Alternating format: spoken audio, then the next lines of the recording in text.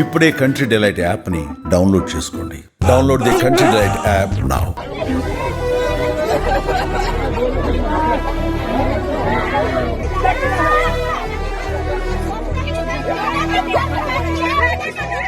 అహ్మదాబాద్ ఘోర విమాన దుర్ఘటనలో మృత్యుంజయుడిగా నిలిచిన ఏకైక వ్యక్తి రమేష్ విశ్వాస్ కుమార్ కోలుకున్నారు. దీంతో ఆయన్ను హాస్పిటల్ నుంచి డిశ్చార్జ్ చేశారు. తాను బతికానన్న సంతోషం కంటే తన సోదరుడు చనిపోయాడన్న బాధే రమేష్ ను మరింత కలవరానికి గురిచేస్తోంది. డిశ్చార్జ్ అయిన వెంటనే రమేష్ తన సోదరుడి అంత్యక్రియల్లో పాల్గొన్నాడు.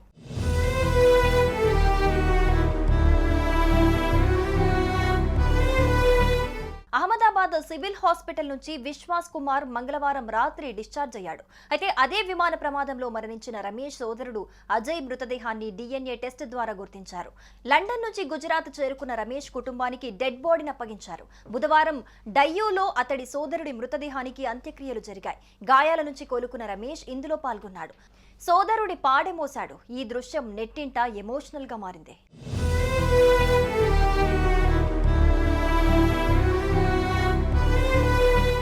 ఇక బుధవారం ఉదయం డయ్యూలో రమేష్ సోదరుడు అజయ్ అంత్యక్రియలు నిర్వహించారు. సోదరుడి పార్థివ దేహాన్ని చూసి విశ్వాస్ కన్నీటి పర్యంతమయ్యాడు.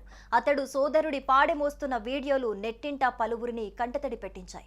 ఈ విమాన ప్రమాదంలో బతికి బయటపడ్డ రమేష్ విశ్వాస్ ను ఆసుపత్రిలో ప్రధాని నరేంద్ర మోదీ పరామర్శించిన విషయం మనకి తెలిసిందే.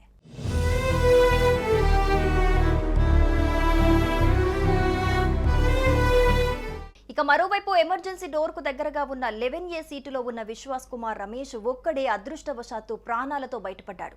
అతడి సోదరుడు అజయ్ తో పాటు ఆ విమానంలోని మిగతా 229 మంది ప్రయాణికులు, 12 మంది సిబ్బందితో పాటు కొందరు మెడికల్ స్టూడెంట్స్, ఇతరులతో సహా 270 మంది మరణించగా పలువురు గాయపడ్డారు. మంటల్లో సజీవ దహనమైన మృతులను DNA పరీక్షల ద్వారా గుర్తించి వారి కుటుంబాలకు అప్పగిస్తున్నారు.